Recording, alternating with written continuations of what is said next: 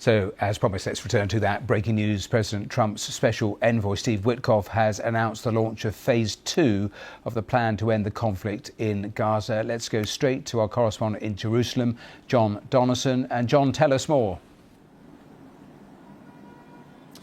Well, we've been waiting for this, Matthew. Phase 1, of course, was the release of the remaining hostages, dead and alive, in exchange for Palestinian prisoners. That was some 3 months ago that we had the ceasefire come into force. Phase 2 is meant to involve the establishment of a technocratic government in Gaza, and we've had the names of the individuals who will form that government. They are members of Palestinian society from within Gaza. It's then, and this is where I think we might have some problems, meant to involve the full demilitarization of Gaza, and that includes Hamas disarming, something they have so far not shown willing to do, and also it's meant to involve the withdrawal of Israeli troops, something Israel has not really said it's committed to either. It might pull back, but it's certainly not willing to give up territory which it has fully captured within Gaza. And there was a clear warning midway through that statement from Steve Witkoff, where he says the US expects Hamas to comply fully with its obligations, not just the return of that final deceased hostage, but also the demilitarization, the disarmament of that group. And that is a huge hurdle, isn't it?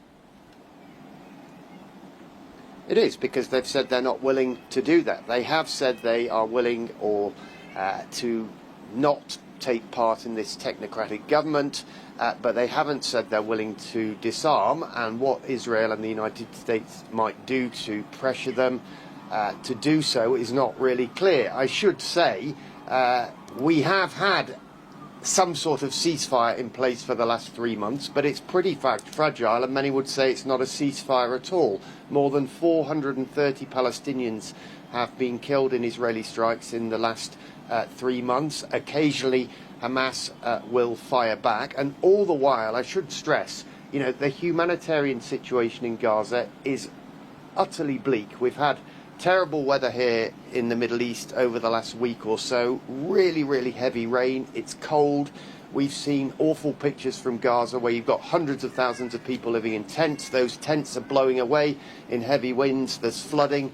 It's pretty grim. So progress cannot come soon enough, certainly for the people of Gaza, but I would issue a word of caution because a lot of what Steve Witkoff had to say today was not all that clear.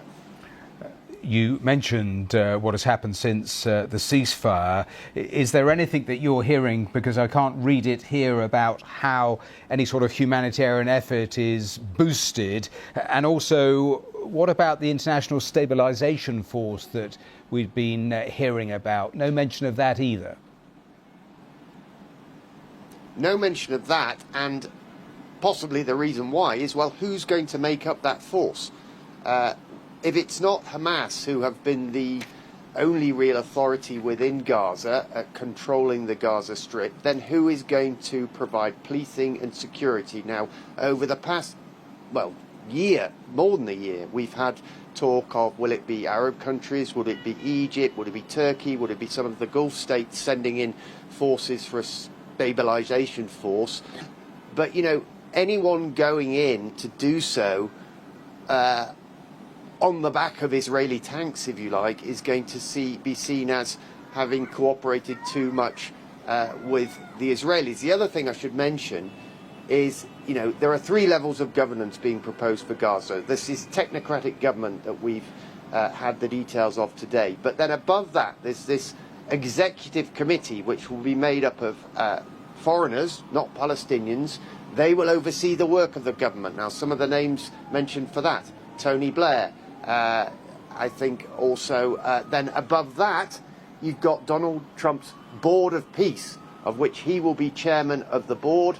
Then there's talk that Keir Starmer could be part of that board, also the Italian Prime Minister Giorgia Meloni. But many Palestinians will see that as a form of colonialism. They want to run their own affairs. But the truth is, I suppose, certainly Hamas and many Palestinians in Gaza, they don't have a choice. They've got to do it Donald Trump's way. But as I say, a lot remains pretty unclear. John Donaldson live there in Jerusalem. Thanks for that update.